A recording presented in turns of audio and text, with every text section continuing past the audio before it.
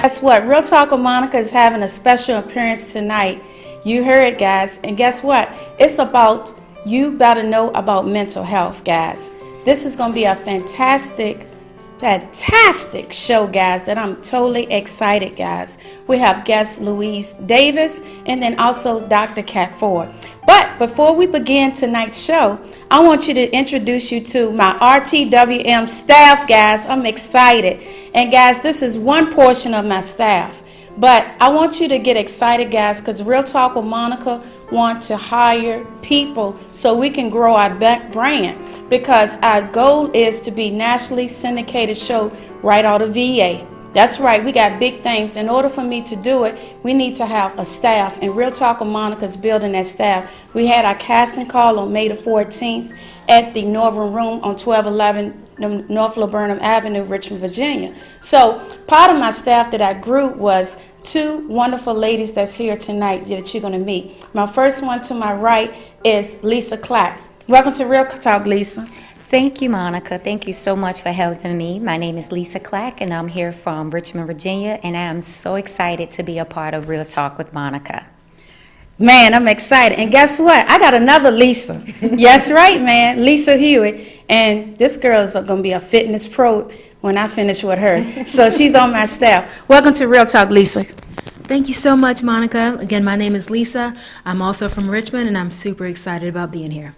Guys, and guess what? The only man in the room right tonight other than VP Michael Hall, we got RTWM's intern, guys, and also he's going to be a great teammate to our staff. So welcome to Real Talk, Jaja Pern. Hi, I'm Jaja Pern. I'm from Petersburg, Prince George, Virginia, and I'm very, very, very excited to be a part of Real Talk with Monica. So thank you. Guys, what did I tell you, guys? This is my growing family. And, guys, I'm truly excited to be a part. And, guys, guess what? Stay tuned because we're going to have some great talk and some great real talk, guys. And don't turn that channel. And Virginia State, baby, represent! Come on, guys. And we got Miss Davis' daughter, Jackie. She graduated just this past weekend, guys. So VCU, Virginia Union, all of them. Watch us tonight, guys. We're live on Comcast, guys. And we're going to turn it up, baby. But this time we're going to talk about mental health. And you know what, guys? I think that's real talk. And guess what? Real Talk with Monica is so proud tonight to have these two distinguishing women. And also we got some call-in women that's going to call and talk about, you better know about mental health, guys. I'm excited. And look at Comcast Studio, guys. We have updated the thing, guys. Martin, our station manager. Thank you, Martin.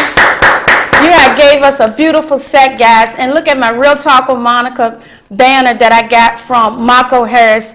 And man, I'm so excited tonight. So, but before we begin, let me tell you a little bit about our first guest. Louise M. Davis, guys. This woman has been a pioneer in the Petersburg area. And she had emailed me, and I've known Louise from the NAACP chapter in Chesterfield. So when Louise did, she sent me an email. She said, Monica, how about you speaking on my event for mental health awareness event coming up on May the 21st? And because I already have an obligation, so I decided to say, let's bring this important topic on air to my Real Talk with Monica viewers. So guys, if you didn't realize, if you haven't seen me before on season 2, I had Dr. Marian Pisani talk about depression within me and also about suicide. So I wanted to continue this topic tonight because the May of month is about mental health awareness. So guys, I'm truly, truly excited to first bring on to my Real Talk viewers, Miss Louise M. Davis. Welcome to Real Talk, Louise. Thank you for inviting me. Man, Louise, tell my Real Talk viewers a little bit about yourself.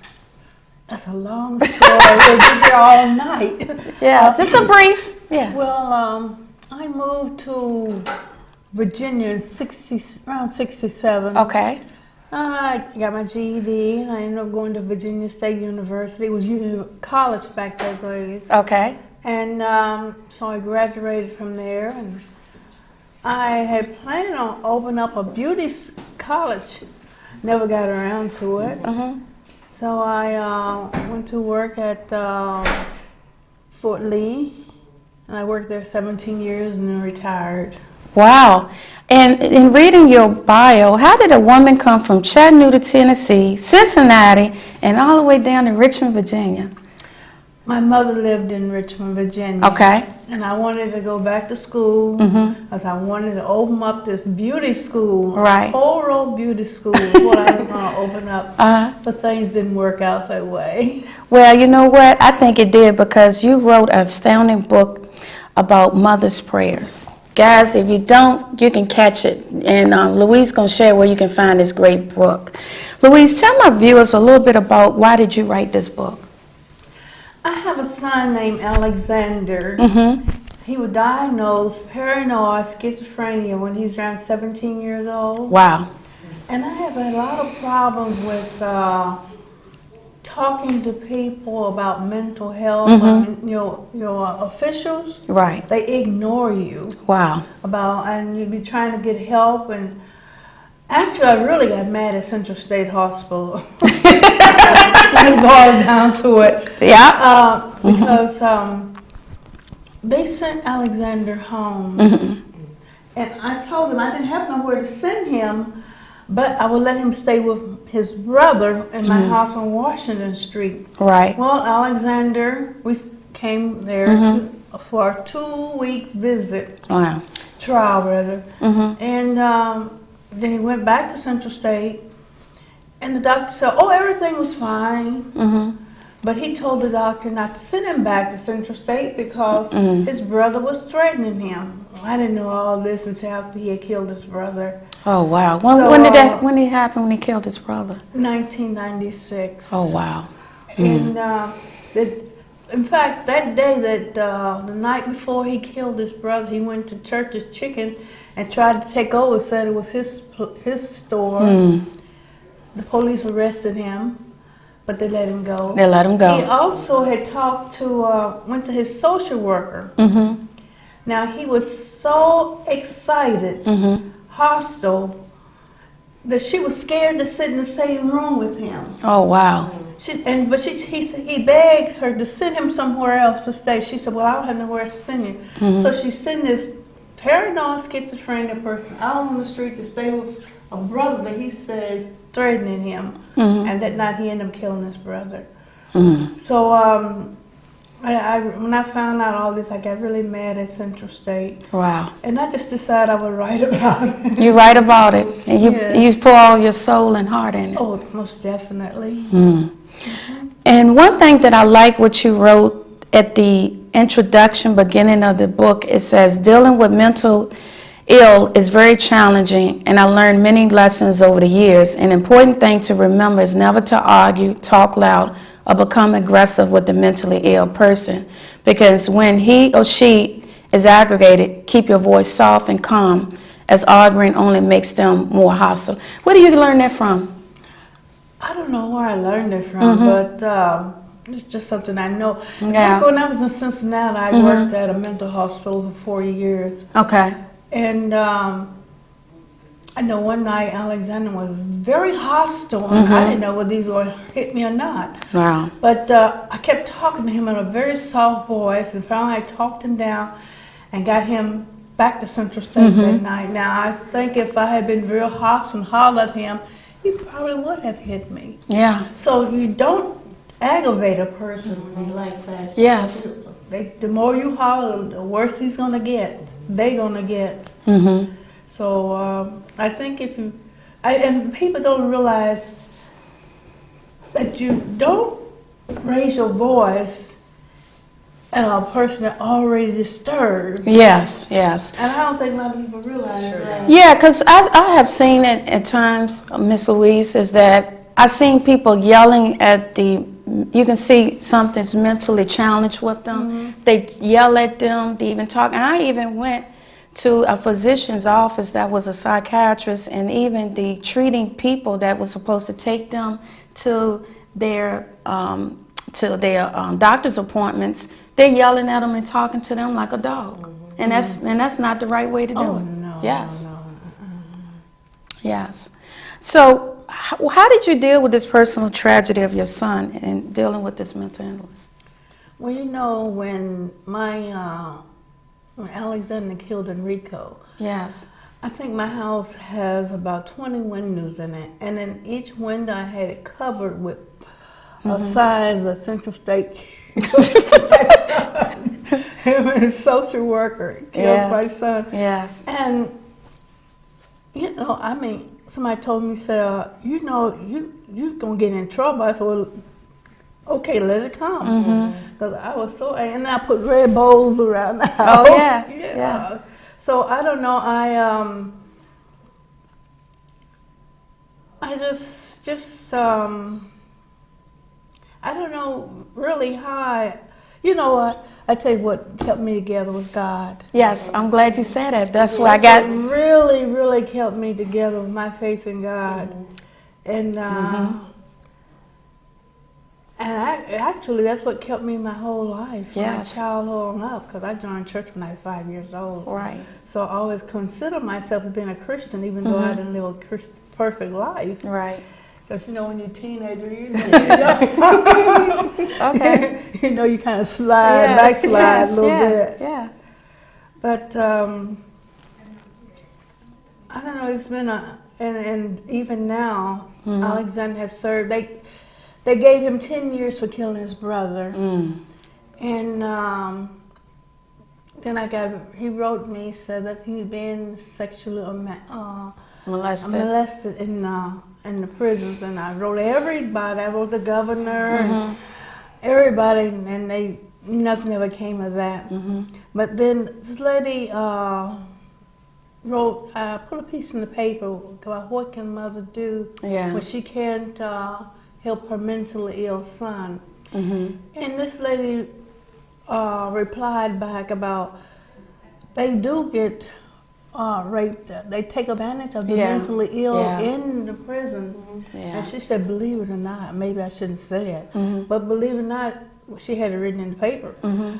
She said most of the time it's done by the guards. Well, that's some real talk, and that has happened. You've seen the abuse of guards getting impregnated with the prisoners. You know, that's all in the paper today. You know, that's, you know, so, and I guess they feel like they don't want to believe them because they're coming in there with some disabilities. Well, that's the whole point. I keep telling you. I said, they said, no, nothing happened. I said, who else is there for them to take advantage of? Yeah. A mentally ill person, because they already said they talking out of their head. So nobody gonna believe them, because they can say, oh, that person was just having visions. Just I asked him, I said, well, look, I said, what about giving him a test, you know, to see whether or not nothing happened. I got mad at Marion Correction Institution. I was very mad at them too. Wow. So this has kind of spark you to be so much of an advocate? I think I was born. I think God put people here for certain things. And God sent you to me, sent me to you, because I'm not doing what I'm supposed to do, get out and get the word out about mentally ill and mental disorder, because mental disorder leads to mental illness. And so I'm just working, trying to do what God wants me to do. Look, Ms. Davis, look, Dr. Ford, let me read what this woman got. I'm going to say, where did she get this energy from? This woman is a part of the NCO, EME, Spouse and Civilian Club, the DAV, Ladies Auxiliary Post, the WFW, Ladies Auxiliary Post 622, longtime member of the NAACP. Then she's a part of the Happy Hour Senior Citizens of Petersburg, and she's a VSU Alumni Association. Now you telling me, you talking about what God ain't telling you. How many hands and energy you get doing all of this, Ms. Davis? My faith in God keeps me going. Because when I get sad or feel down, I toss it away. I say, you know, I mean, God is my father. I said, look, you're my father, and I'm talking to you like you were here on earth. You know? Yes. So I tell everybody, if you got a problem, you feel down and out, pray. Start Pray, praying, yes. because that'll help relieve some of the stress and anxiety that you have. So our next guest we have is Dr. Ford. Dr. Ford is an author, a professional counselor, business program consultant, and she has over 20 years experience in the field of counseling, business development, and program development, being a strong advocate for youth. So, welcome to Real Talk, Ms. Ford, Dr. Ford. Thank you for having me. So, Dr. Ford, tell our Real Talk viewers a little bit about yourself. Well, my name is Dr. Patricia L. Ford. I originally came from, my family was born in Pensacola, Florida, but we grew up in Fairfax, Virginia, and I actually came to the Richmond area in '91. I came to school at VCU, and I majored in psychology, and I love the city of Richmond, the area, the urban area. That's where I wanted to, that's why I came to Richmond. I ended up going to Virginia State for grad school. Virginia State is represented. Yep. And so I went to Virginia State for counseling, and then I also was able to work for Richmond Public Schools. And in Richmond Public Schools, I started out the first year as a special ed teacher, then I became a school guidance counselor. And just working in the school system, I always wanted to help, children, and I always rooted for the underdog. But just working in Richmond Public Schools, I just got a love for the kids and just wanted to always help children out, because of course everyone is not always privileged or have the opportunity to do things. So that was one of the key things in working in the school system, that I always wanted to be that motivator and the go-to person. And just basically with my personal life, my mom, when I grew up, my mom and my dad, they were basically young teen parents. And my parents are still married to this day. And just growing up, my mom, I watched how people just made smart comments and mistreated my mom as she wasn't a young single mom, she was just a young mom because she had a husband. And I always had a passion to help and want to motivate, because my mother always taught my sister and I, to never let someone else define you. And my mom and my dad both preached about being leaders. My dad's in the military, so they both preached about being leaders and just always striving and good work ethic. So when I brought all that with me when I worked in the school system, and one of the key things, again, I was a middle school guidance counselor. I had a lot of dealings with teen moms, a lot of overage young ladies. So just working with a lot of the social workers from the Richmond Department of Social Services, they were like, you should open up a group home because you work well. So that I kind of fell into that position of being a business owner and being able to chase a dream to be able to help young ladies. And well, when I had that was a whole nother can of worms that opened, because again, I saw what they had to deal with on a daily basis. So from there, everything else kind of evolved into having a community mental health, and just, but as I always said, I was always rooting for the underdog. And I always strived to learn more. That's why I had so many different credentials and all those letters behind my name, because a lot of times I found myself in meetings and workshops where there was no one there to defend the marginalized populations, or the teen moms, or the single moms, or somebody just misconstruing what it is about the state of our African American males. Dr. Ford, in this great book, Adolescence: A Mother's Journey to Motherhood, a research study. Tell us a little bit about this book you wrote. Well, and basically, like I was initially saying that I work with teen moms and working in a program which pretty much housed teen moms, 24/7. It was a group home. I just saw and witnessed a lot of the basically still traumatic experiences the girls dealt with the negative, with the public's negative perception of teen moms.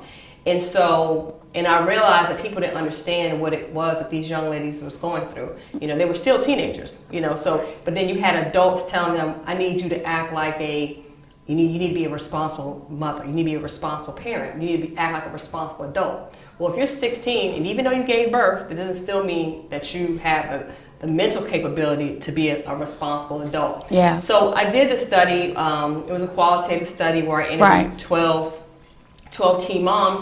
and it basically just lays out what it is that they experienced, what it is that they went through. You know, what was it like to be a teenager one day, and then the next day you had all these responsibilities. So how long did it take you to do this study?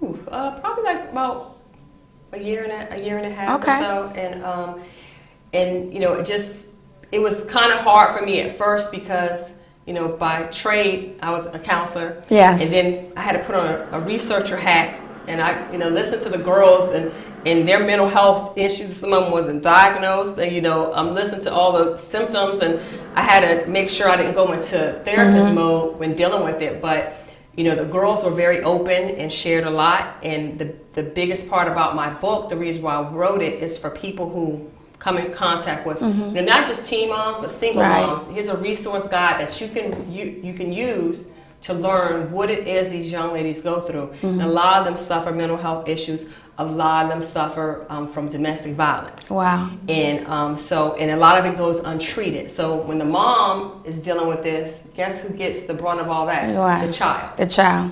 Yeah.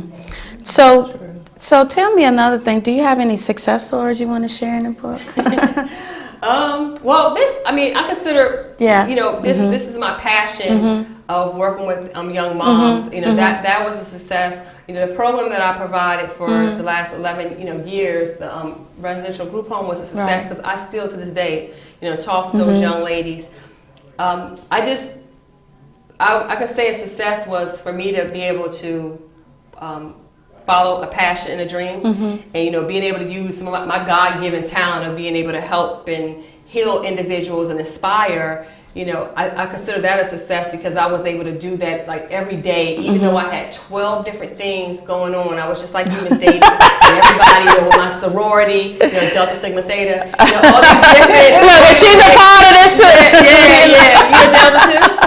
I'm a Sigma. Okay, Yeah. all right, yeah. So yeah. Yeah. So just you know how it is, you know, just being you get in one part, then they pull you into another part, but we love it. You know, just working still. I'm still a mom. I'm still a wife. You know, doing all these different things. But and I ran myself ragged. But the beautiful part is every night I could lay my head down, and I felt good about what I did. Yeah. You know, and a lot of times in that position, just because of the type of individuals that I dealt with on a regular, you know, I didn't see the seeds that I sowed. Right. I experienced that later. You know, I experienced it when I see them in the street, or, you know, some of them still call and, you know, and they say how much, you know, I did for this, or they appreciated me for, you know, helping them with that. So that's kind of like, I never was a type to base success on money. I mean, I was blessed in one aspect, but I was just more blessed the fact that I enjoyed what I did, and you know, my next career, I want to be in a position to raise money, to be able to continue to give money. Yes. Dr. Ford, you got an upcoming book signing coming up on June the 4th. Is that correct? Yes, definitely. Tell everybody, definitely, you all come out and join me, family, some of my workers, my team. I'm having a wine and sign book signing event at 101 West Broad Street. It's at the Shops of the Shops of the Renaissance. So come out 2 to 4 p.m. It's going to be on my website, www.drkatford.com. Okay, and as a special treat, if you say that's Real Talk Code, what you going to do, Dr. Ford? Definitely, if you come and tell me you have the Real Talk with Monica Bell, you definitely get a % off of my book, and just come out, and I look forward to seeing everyone. Cool. And where can we find your viewers, my viewers, where you can find your information at? On my website, just, you know, www.drkatford.com. Okay, great. I can't give you my website because it's not email because it's so long. You can Google. My daughter, she told me, she said, I'm not going to email you because your email is too long. Well, what they can do, Ms. Davis, is come out and support you first on May the 21st. Is that correct? Yes, come out and support and see her on May the 21st from 3 to 6 in Petersburg, Virginia, 1925 Johnson Road, guys. Make sure you support this great woman and her great cause, because she has a inspiration story and spirit that she definitely needs to have. So, well, I'm going to go around the room. Real quick, in less than a minute or so, Dr. Ford, what would be your mission to be, if anything can be happening to the viewers? We talked about this a little bit before camera. Yeah. To be an adjunct professor where at? Oh, definitely. I want to go back to my, my HBCUs, definitely Virginia State, Virginia Union, because understand you are needed in the field. I've been in the battlefield. Our children need to see successful African Americans. We need them as social workers. We need them we have plenty of probation officers. We need social workers and counselors and teachers. So I would definitely, from all the experience that I have, I would love just to come back and give back to the community, help build up some professional African Americans so they can come and take my place out of the field, because I can't be here forever, folks. Can I say Dr. something? Yes, Ms. Davis. Do you know about 13.6 million people live with seriously mental illness, such as schizophrenia or major depression, or you'll find that 3% of your mentally ill people end up with suicide. Wow. And your veterans, now this survey I read, it was taken back in 2013. Okay. But it said veterans' suicide rate was 20%. Okay, wow. So we really need to. Need to act. Yeah. Yeah. Call to action. All right, and it seems like Ms. Davis' action and call is to get her word out and continue the message. And guys, as a final closing out, I hope you enjoy this great program, because you need to know about mental health, guys, and be aware of any signs and any problems, because we want to continue this great topic that Real Talk with Monica has going on, guys. And please continue to support Real Talk with Monica. Please visit my website, realtalkwithmonica.com, and also visit my YouTube and subscribe to Real Talk with Monica YouTube channel, guys, because we got some great things coming up, and next week I have some more great guests. So, guys, I have Jamie Jones from Pinupish, the owner down at in Richmond, Virginia, and as well as Viola Epps. She's an actor, model, and soon-to-be motivational speaker, guys. So get ready to support Real Talk with Monica, and that is Real Talk. Thank you, ladies.